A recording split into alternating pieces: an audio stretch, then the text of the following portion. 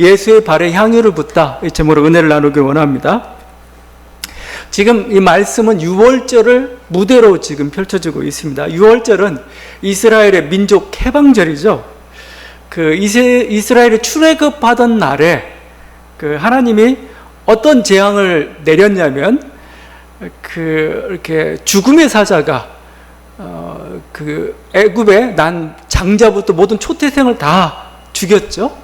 근데 이 죽음의 사자가 이렇게 내려오다가 가다가 문설주에 문인방 같은데 이 어린 양의 피를 바른 그 집은 넘어갔죠. 그래서 유월입니다. 너물유 너물월, 유월이 아닙니다. 유월이 아니고 너물유 너물월 해가지고 유월절 패스오버라고 하죠. 죽음의 사자가 넘어갔다는 거죠. 그걸 기념하는 절기, 민족 해방절이고, 그래서 이스라엘은 그때를 신년으로 새해 첫 해의 시작으로 이렇게 삼고 있습니다. 대단히 중요한 절기죠. 이것을 유월절을 히브리어로 파스카라고 합니다. 파스카. 근데 이름도 예쁘죠. 파스카. 유월절입니다.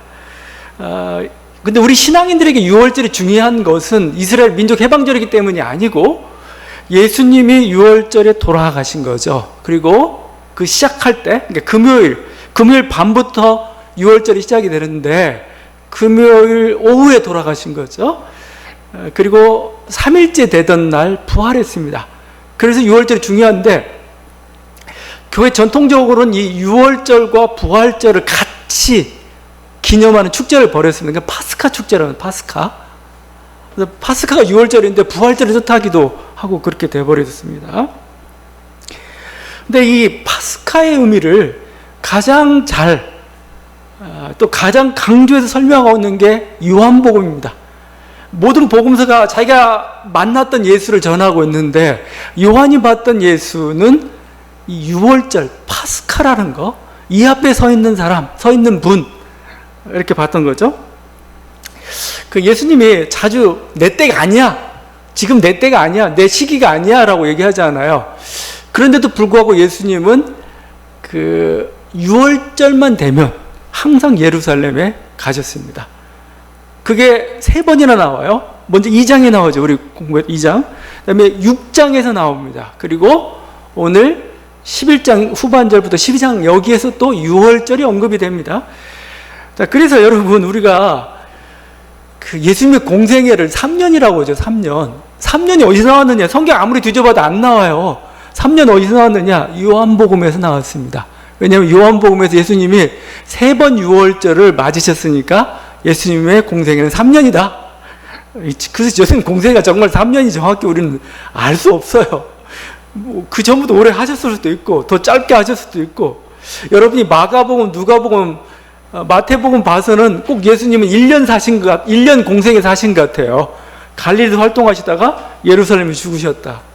그런데 요한복음만 예수님이 6월절만 되면은 가셔요. 3번이나 이렇게. 그래서 예수님 공생이 3년이다 이렇게 나온 겁니다. 자, 근데 왜 예수님이 이렇게 6월절을 소중히 여기셨을까?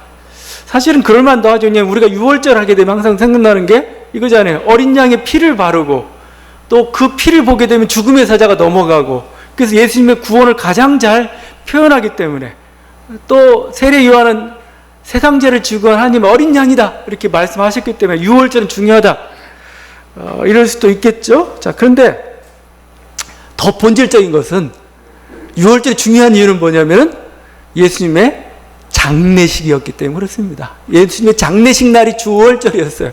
그래서 중요한 거지 6월절이 가지고 있는 어떤 피의 대속의 의미 그거 아니에요. 여러분이 요한복음 계속 읽어보면은 피의 대속이 아니고 6월절이 중요한 것은 예수님이 죽은 날이기 때문입니다. 죽음의 날이기 때문에 예수님은 6월절만 되면 뭐요? 마치 뭔가 예감하듯이 뭔가 하여튼 끌려서 예루살렘에 가셨어요. 제가 아까 이게 여러분이 요한복음을 나중에 이제 묵상하겠는데 보면 잘 나와요. 예수님이 십자가에 달리던 시간을 요한복음은 6시라고 얘기해요. 12시죠. 12시고 그 오후에 돌아가셨어요. 보통 마가본 오후 3시라고 얘기하고, 이 돌아가신 시각이 중요합니다.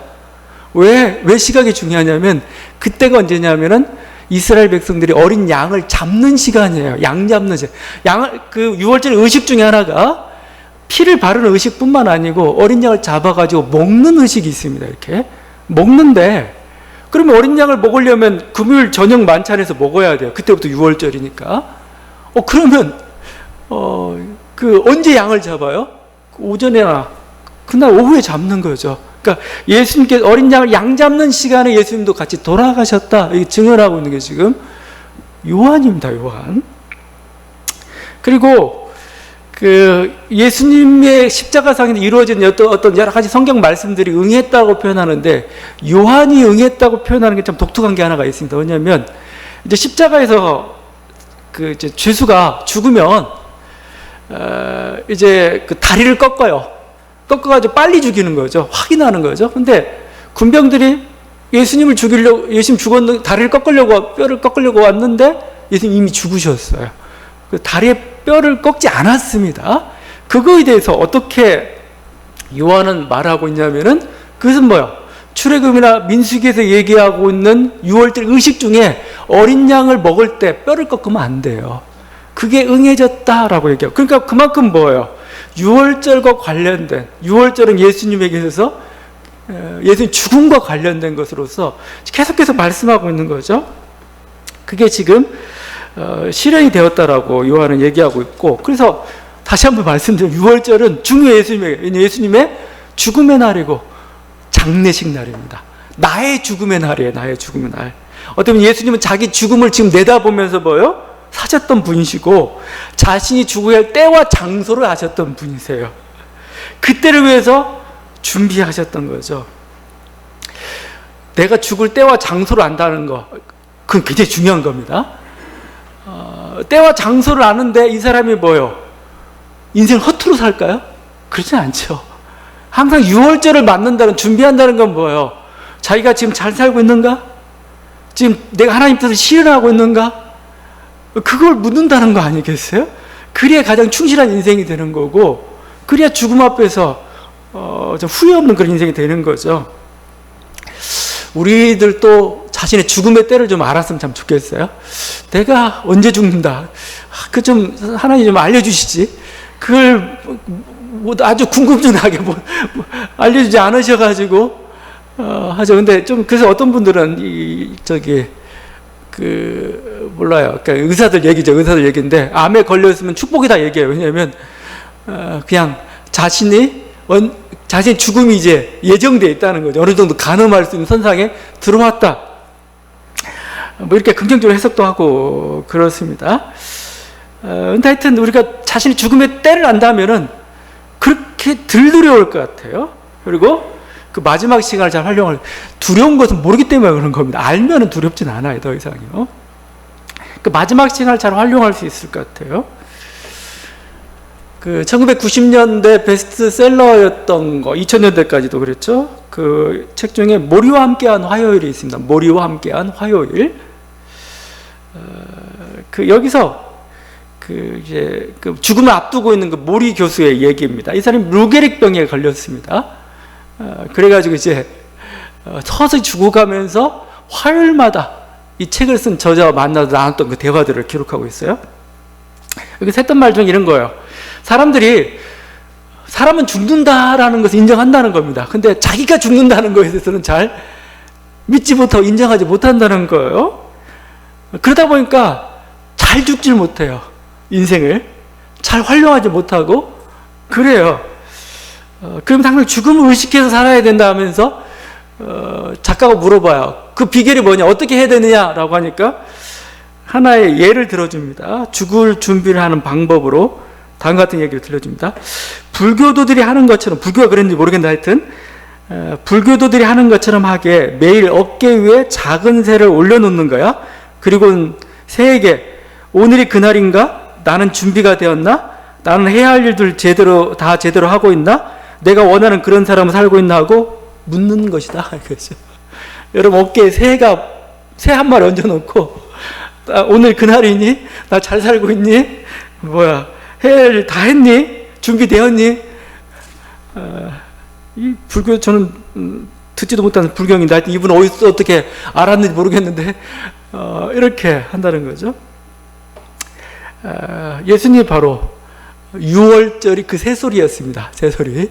항상 내 때가 이때구나, 내 때가 얼마 남지 않았구나. 그러면 어제 자기 삶에 대해서 굉장히 충실해 줄 수가 있는 겁니다. 가장 본질적인 게 우리의 삶을 투자할 수가 있는 겁니다. 오늘 읽은 이 12장부터 예수님이 본격적으로 자신의 죽음에 대해서 말하기 시작합니다. 그전엔 말씀하지 않았어요. 조금 약간 애둘러서 말씀하셨지, 여기서부터는 직접적으로 자기 죽음에 대해서 지금 말씀하기 시작했던 거죠. 보면은 나사로 여동생 마리아가 매우 비싼 그 나드 향유를 가지고 와서 예수님 발에 부었습니다. 그리고는 자기 머리털로 그 발을 닦았습니다. 근데 여러분, 이 향유를 바르는 경우가 두 가지가 있습니다. 언제 향유를 바르느냐, 언제 향유를 붓느냐. 향유를 바른다가 아니고 향유를 붓는다가 더 정확할 겁니다. 언제 바르냐? 첫째가 머리에 붓는 경우입니다. 머리에 붓는다는 것은 그건 대관식입니다. 왕이나 제사장이나 뭔가 이렇게 선지자들을 임명할 때 머리에 기름을 부어가지고, 우리가 그 시편 133편 있죠? 막 그 아론의 수염에 막 기름이 흘러가는, 옷깃에 뚝뚝 떨어지고 있는 그 모습도 잘 형상화하고 있죠? 이 모습을 잘 보여주고 있는 게 마가복음 14장에 지금 예수님 머리에 기름을 부었던 여인들이 많아요. 근데 마가복음 14장에 나온 그 여인의 경우가 이름 없는 여인인데 예수의 머리에 기름을 부었습니다. 이게 죽음의 의미다, 그럴 수도 있겠지만, 제가 성경을 읽다 보면은 예수님이 그리스도잖아요. 그리스도라는 뜻이 메시아죠. 히브리어로 메시아입니다. 메시아는 기름 부음을 받았다는 뜻입니다. 예수님이 언제 기름 부음을 받아요? 성령 임할 때 받은 거냐? 액면 그대로 보게 되면은 이 이름 없는 여인이 문둥이 집 시몬의 집에서 머리에 기름 부을 때 이게 대관식이에요. 참 예수님의 대관식은 웃기는 대관식이기도 하죠. 코믹할 수도 있습니다. 가난한 집에, 문둥이 집에서 이름 없는 그 또한 여자가 머리에 기름을 붓는, 자, 대관식의 의미가 있습니다. 근데 또 다른 한 경우가 더 있습니다. 그건 뭐냐면은 죽은 자의 시신에 바르는 경우입니다. 죽은 자의 시신에. 그러니까 어떻게 그 죽은 자에 냄새가 나고 막 그러잖아요. 이제 시신이 썩고 막 그러니까 그걸 이제 마지막에 어떤 예의죠. 그 발음으로써 죽은 자에 대한 어떤 정중한 어떤 돌려보내는, 땅으로 돌려보내는 그런 의식이라고 할 수가 있을 겁니다.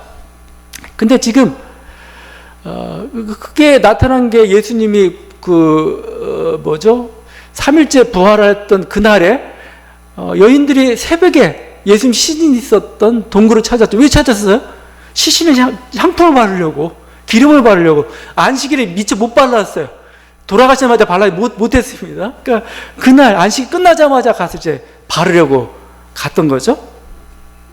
자, 근데 요한복음에서는 그 얘기를 하지 않고 바로 여기서 얘기합니다. 여기서 지금 예수님의 발에다 이렇게 바르고 있죠. 발에다가 왜 머리가 아니죠? 이건 또 왜 머리가 아니에요? 물론 예수님은 너무 고귀한 분이니까 그냥 우리가 차마 어떻게 머리에다가 이렇게 해? 발에다가. 저는 그런 의미보다, 겸손한 의미보다 예수님의 죽음을 보여주는 겁니다. 지금 발에다 향품을 바르는 경우가 없어요. 아무리 아무리 황제라도 그렇게 하지는 않아요. 근데 시신에게는 합니다. 지금 마리아가 예수님의 발에다가 기름을 바르고 있는 이것은 단순히 겸손함만이 아니고 예수님의 죽음을 아주 정확하게 표현하고 있는 거죠. 몰라, 마리아는 그냥 자기가 사랑해서, 아니면 자기는 그냥 예수님에게 차마 머리에 바를 수 없어, 어떻게 했는지 모르겠지만, 결과적으로는 뭐냐면은 그것은 예수님의 죽음을 준비하는 겁니다. 예수님의 죽음을. 발에다가 기름을 바름으로써 이렇게. 예수님도 그걸 인정하죠. 7절이죠. 나의 장례할 날들을 위하여 그것들을 간직하게 하라. 이 일을 기념하게 하라. 그래서 나의 장례할 날들을. 예수님이 자기의 장례라고 이렇게 얘기하고 있었던 거죠. 자, 지금 보면은 우리 11장에서는 막 부활 생명에 대해 계속 얘기했습니다. 근데 12장에서는 지금 막 죽음에 대해서 계속 나옵니다. 썩어지는 미랄 말씀까지 하면서 계속 죽음에 대한 이야기들 계속 합니다. 자, 그런데 이게 죽음의 향기냐? 거기 3절에 향유 냄새가 집에 가득하였다고 하죠. 근데 이 향기는 더 이상 죽음의 향기가 아닙니다. 생명의 향기입니다. 지금부터는, 여기서부터는. 왜? 요한복음 11장을 거쳐왔기 때문에 그래요. 요한복음 11장. 나사로의 부활을 우리는 경험했습니다. 어떻게 보면 예수님은 그 자신의 죽음에 대해서 지때까지 침묵했던 이유가 여기에 있을 수도 있습니다. 11장을 지나와야 돼요. 11장. 나사로의 부활을 경험하고 난 연후에야 드디어 예수님은 죽음의 이야기를 지금부터 하기 시작한 겁니다. 내가 죽는다. 근데 이 죽음이 더 이상 뭐예요? 절망이 아니에요. 더 이상 두려움이 아니고 뭔가 무의미한 게 아니에요. 뭔가 희망이 없는 게 아닙니다. 이제는 뭐예요? 이 죽음은 무력화되었습니다. 11장 나사로 사건을 통해서 이제 뭐예요? 이 죽음은 이제 더 이상 그냥 통과 의례일 뿐이지 아무런 의미도 힘도 가지고 있지 못하죠. 마치 이렇게 표현할 수가 있습니다. 죽음은 마치 바다와 같이 거대하고 바다와 같이 엄청난 힘을 가지고 있죠. 누구도 이길 수가 없습니다. 근데 뭐죠? 11장 사건을 예수 그리스도의 부활 생명된 그분의 말씀과 그분의 모든 그분을 인하여서 이제는 뭐요? 그 바다와 같은 죽음이 뭐요? 수영장 물이 되었어요. 수영장 물. 마치 올림픽 경기 한참 중인데 막 수영하듯 시원하잖아요. 물이 왜 이렇게 시원하고 좋아요? 통제되어 있기 때문에 그렇습니다. 통제되어 있기 때문에. 바다는 두려워요. 여러분 태평양 한바다에 깜깜한 밤중에 빠졌다고 생각해보면 이건 큰일 나죠. 큰일 나는데 두렵고 당연해요. 근데 수영장 물은 안전하고 오히려 깨끗하고 좋잖아요. 마치 죽음이 뭐요? 이제 통제되기 시작했습니다. 관리되기 시작한 건 수영장 물과 같이 돼버린 거죠. 이게 예수 그리스도를 통해서 일어난 그 일입니다. 여러분, 그래서 예수님이 지금 나의 죽음 위해서 얘기하는데 이 죽음이 더 이상 비탄이 아니고 절망이 아닙니다. 희망입니다. 그 앞에서 언급한 그 모리와 함께한 그 화요일, 그 책에 좀 인상적인 장면이 있습니다. 이 사람이 이제 루게릭병으로 지금 죽어가는 거라고 그랬죠. 죽어가는데 이 사람이 살아있을 때 자기 장례식을 해요. 살아있을 때 장례식. 왜냐면 자기가 죽고 나서 사람들이 와서 하는데 대화도 못하고 눈물바다만 하고 나 그거 싫다는 거예요. 대화도 하고 싶고 해가지고 자기 살아있을 때 부고장을 보내고 다 오라고 합니다. 와가지고 이제 와요. 그래가지고 뭐 이제 정말 장례식처럼 당신에 대해서 얘기하고 그 사랑에 대해서 시로도 하고 또 자기 어떤 깊은 뜻들을 얘기하고 너무나 그 어떤 이별 때문에 슬픔도 눈물도 흘리기도 하지만 즐거운 대화를 나누는 그 살아있는 장례식을 치릅니다. 지금 어떻게 보면 예수님도 비슷한 그 모습이라고 할 수가 있죠. 그 어떤 목회자도 그 좀 제가 인상 깊게 들었던 게 이분이 돌아가시기 전에 가족들 다 몰아놓고 성만찬 예식을 했어요. 성만찬 예식을 하고 유언까지 다 하고 이제 자기 생을 이제 마무리하고 사실은 장례식 끝난 건데 거기서 울고불고 해서 뭐 하겠어요. 하여튼 근데 물론 자기 했던 이렇게 그 전에 장례식을 치를 수 있다면 참 좋은 거겠죠. 왜냐하면 죽음 오래돼도 관리할 수 있는 그때니까요.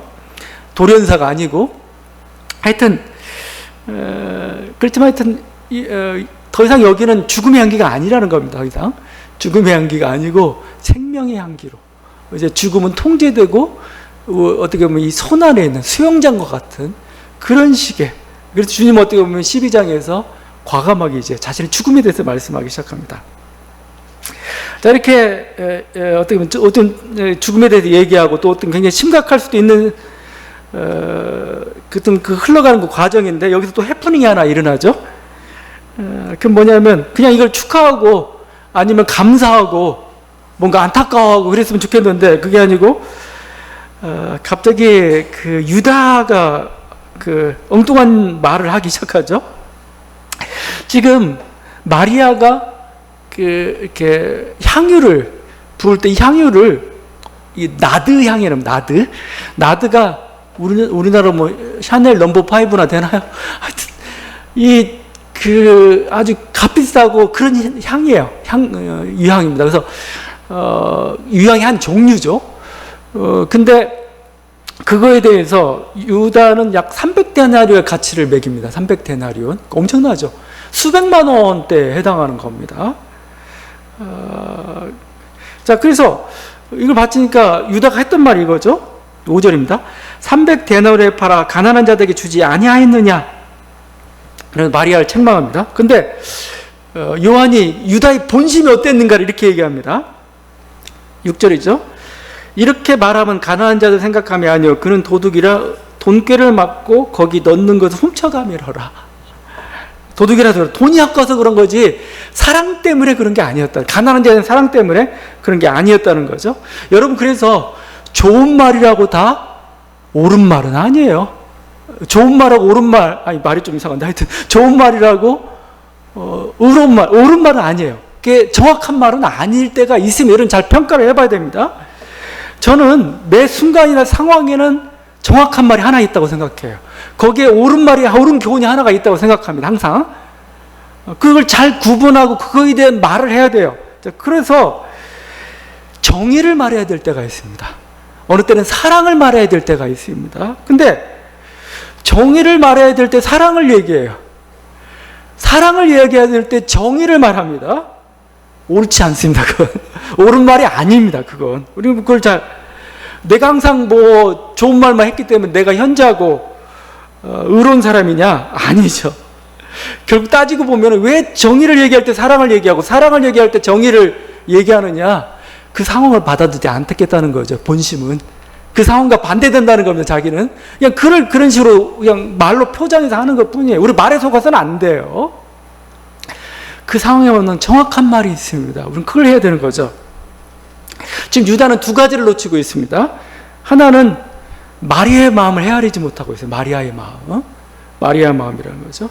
마리아는 예수님 너무나 고마운 거예요. 자기 오라버니 살렸을 뿐만 아니라 자기 인생의 빛이 되었을 뿐만 아니라 예수님이 하고 있는 그 모든 일이 너무나 진리고 의롭고 너무나 고맙고 그러니까 무엇이든지 드리고 싶은 거예요. 무엇이든지. 그냥 이 유향이 아깝지 않게 해서 그냥 쏟아서 버려버리는 건데 어떻게 보면 이게 어떤 식으로는 학자들은 얘기해요. 이건 결혼 비용일 수도 있습니다. 자기가 결혼할 때까지 뭔가 지참금 준비해서 뭔가 결혼 비용으로서 이렇게 모아놓은 것일 수도 있고 뭔가 하여튼 평생에 모아놓은 거죠. 근데 그 예수님을 위해서라면 이걸 다 쏟아놓고도 아깝지 않다는 거예요. 이게 예수님의 사랑이고 마리아의 사랑이고 마리아의 마음인데 이 마음을 지금 유다는 보지 못하고 있는 거죠. 자, 근데 놀라운 게 있습니다. 마리아의 이 사랑이 예언적 행동이 되었어요. 그렇죠? 자기는 사랑해서 이렇게 했는데 부었는데 그게 실제 예수님의 장사를 준비하는 예수님 우리를 위해서 많은 고마운 일들 많이 하셨는데 정말 마리아가 예수님 위해서 한 이거에 대해서 이런 일이 없었다면 얼마나 우린 죄송스러웠겠어요. 근데 마리아가 대신해서 그 인간들이 하나님을 향한 사랑을 그렇게 보여준 거 아니겠습니까? 하여튼 이 사랑이라는 게 결국 뭐예요? 정답이었다는 겁니다. 사랑이라는 게 뭐예요?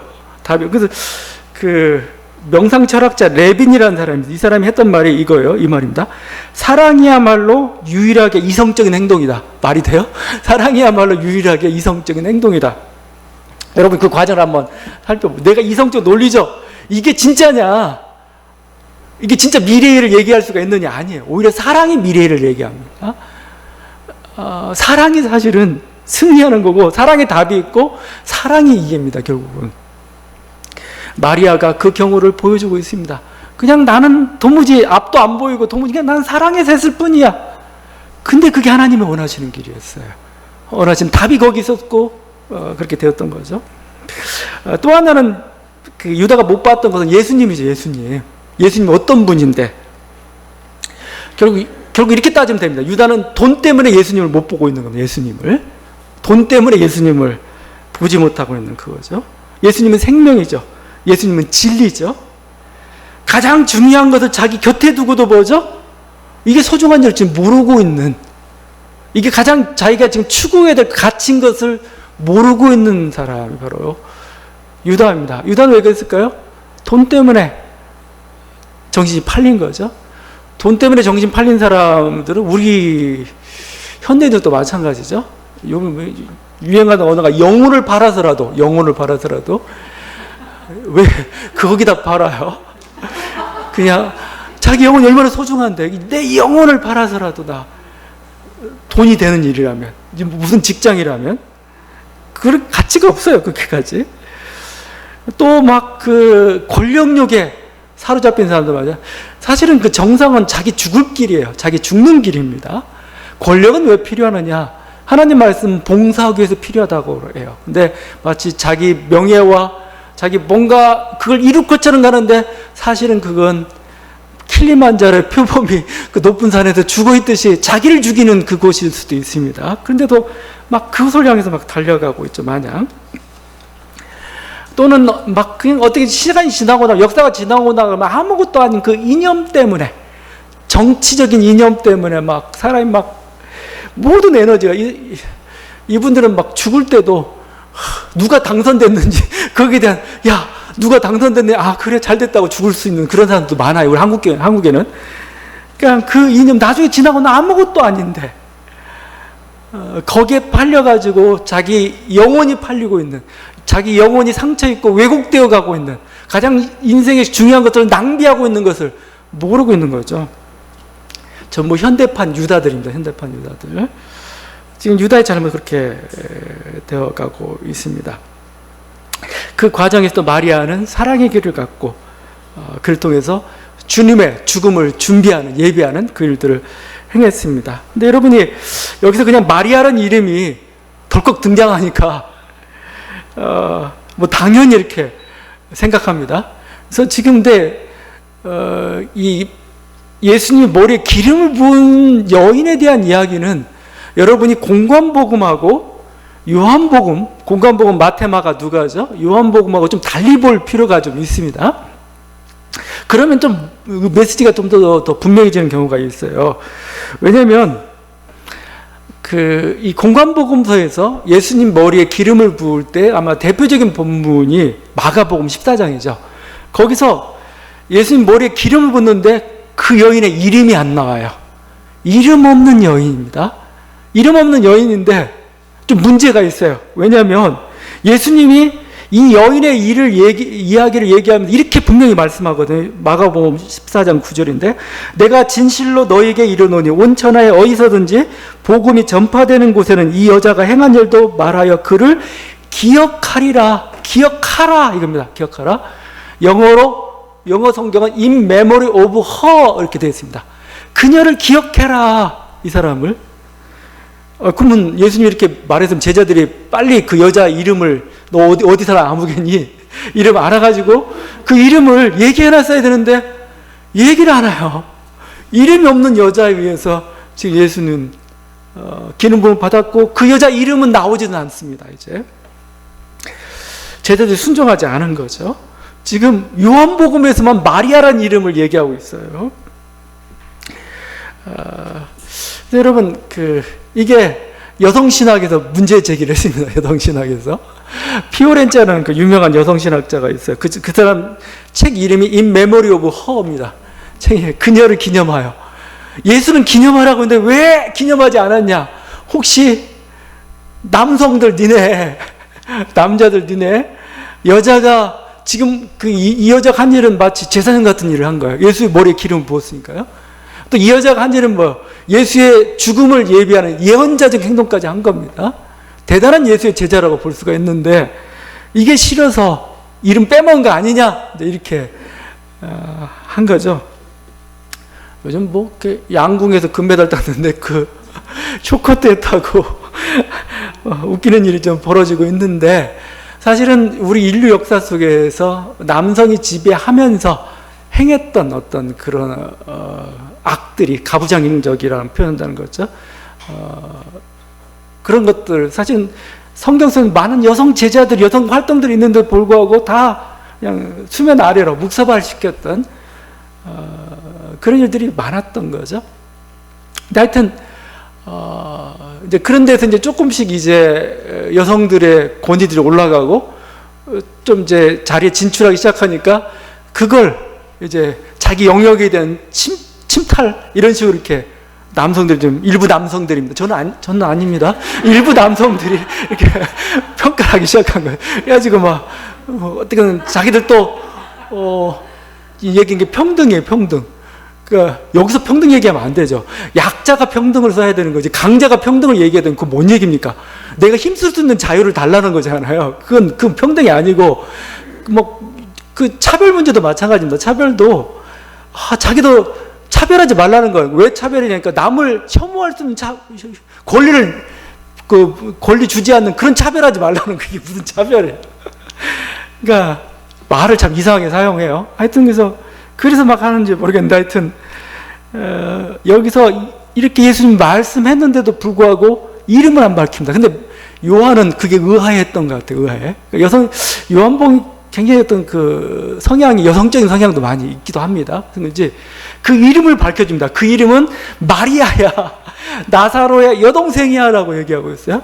이 경우가 여기뿐만 아니고 나중에 하면은 그 예수님의 대제사장의 종인데 예수님의 이 오른쪽 귀를 예수님이라 저기 베드로가 그 오른쪽 귀를 잘랐던 대제사장의 종이 있어요. 그러니까 다른 복음서는 종종 나오는데 요한은 그 이름은 말고였다라고 합니다. 말고. 그러니까, 요한은 이름을 굉장히 중요시 여깁니다. 그건 잊히면 안 돼. 예수님 그렇게 말씀하셨고 우리는 정말 보람된 일들, 정말 이런 일들 했던 사람들 기억해야 돼. 요한은 여보란 듯이 그 이름이 마리아임을 지금 밝히고 있습니다. 요한이 그녀의 이름을 기억한 거죠. 기억한다는 게 굉장히 중요한 겁니다. 기억하는 순간 그 사람은 어떻게 보면 부분적으로 저는 살았다라고 좀 표현을 하고 싶어요. 이런 얘기입니다. 죽는다는 것은 몸이 사라지는 게 몸이 사라진 것입니다. 몸이 사라지는 거지 인간이 가지는 관계가 사라지는 건 아니에요. 우리는 관계를 갖습니다. 어떻게 관계를 갖습니까? 기억 속에서. 그 사람에 대한 기념 속에서 우리는 그들과 관계를 가져가고 있고 그런 면에서 지금 살아있는 겁니다. 저는 이게 고고학 같은 경우 참 재미있어요. 재밌기도 하고 굉장히 의미 있는 작업이라고. 고고학 어떤 감춰졌던 유물이 발견되는 순간 살아나는 겁니다. 그게 수백 년 전, 수천 년 전께 그 역사가 그 시대에 살았던 삶들이 잊혔던 그 존재가 다시 이렇게 살아나기 시작하는 거예요. 그게 기억인 겁니다. 기억. 기념은 다시 살리는 거고 우리는 기념 속에 기억 속에서 지금 여러분 이렇게 살고 있지만 만약 조금만 그냥 100년만 넘으면 아무도 안 살아 있어요. 여러분 뭐만 살아 있습니까? 기억만 살아 있습니다. 기념 속에서만 여러분 살아 있는 거죠. 그래서 남을 기억한다는 건 굉장히 중요한 겁니다. 기념한다는 것은 100년이 지나고 200년이 지나고 굉장히 중요한 일들 중에 하나입니다. 바로 이 하나님이 지금 요한복음을 통해서 우리의 이름을 기억하시는 분이심을 지금 보여주고 있습니다. 우리 하나님은 그래서 저는 부자와 거지 나사로 그 비유에서 가장 감동적인 건 뭐냐? 나사로의 이름을 알고 있다는 겁니다. 그 이름을. 너 나사로지. 그렇죠? 우리 하나님은 우리의 이름을 알고 계신 분, 기억하고 계신 분입니다. 그래서 나사로야 일어나라 때 부활의 순간 일어났듯이 그냥 우리 주님은 인간들아 일어나 이렇게 얘기하지 않아요. 아무개야 일어나라, 아무개야 일어나, 어서 와라, 아무개야다 반갑다 이렇게 말씀하시는 분. 여러분의 이름은 바로 하나님의 이름을 기억하고 있습니다. 여러분 이 은혜 가운데 이 사람과 살아간 저 여러분들 간절히 바랍니다. 기도하시겠습니다.